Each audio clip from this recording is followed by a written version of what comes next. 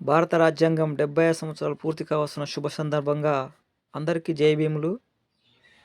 భారత రాజ్యాంగంలో ఉన్న ప్రజాస్వామ్యం అనే పదాన్ని డాక్టర్ బిఆర్ అంబేద్కర్ నవంబర్ 25, 1949 నాడు రాజ్యాంగ సభలో రాజ్యాంగ సమావేశం ముగింపు సందర్భంగా మాట్లాడుతూ, ప్రజాస్వామ్యం అనే పదం రాజకీయ ప్రజాస్వామ్యానికే కాక సామాజిక ఆర్థిక ప్రజాస్వామ్యానికి కూడా వర్తిస్తుంది. ఈ విషయాన్ని ఈ విధంగా విశ్లేషించారు. సామాజిక ప్రజాస్వామ్యం పునాది లేకుంటే రాజకీయ ప్రజాస్వామ్యానికి మనుగడ లేదు. సామాజిక ప్రజాస్వామ్యం అంటే ఏమిటి? స్వేచ్ఛ, సమానత్వం, సభ్రాతృత్వములను అది సముచితంగా గుర్తిస్తుంది. స్వేచ్ఛ, సమానత్వం, సభ్రాతృత్వం అనే 3 అంశాలు విడదీయరానివి.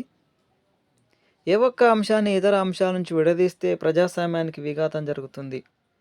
సమానత్వాన్ని స్వేచ్ఛని విడదీయలేము, స్వేచ్ఛ నుంచి సమానత్వాన్ని విడదీయలేము. సభ్రాతృత్వం నుండి స్వేచ్ఛ, సమానత్వాన్ని విడదీయలేం. సమానత్వం లేకపోతే స్వేచ్ఛ కొద్ది మంది చేతుల్లోనే కేంద్రీకృతమై అనేక మందిని విస్మరిస్తుంది. స్వేచ్ఛ లేని సమానత్వం వ్యక్తి చొరవని హరిస్తుంది.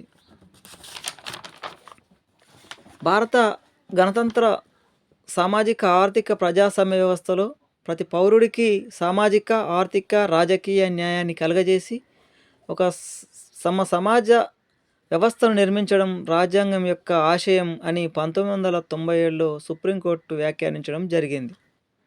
జై భీమ్.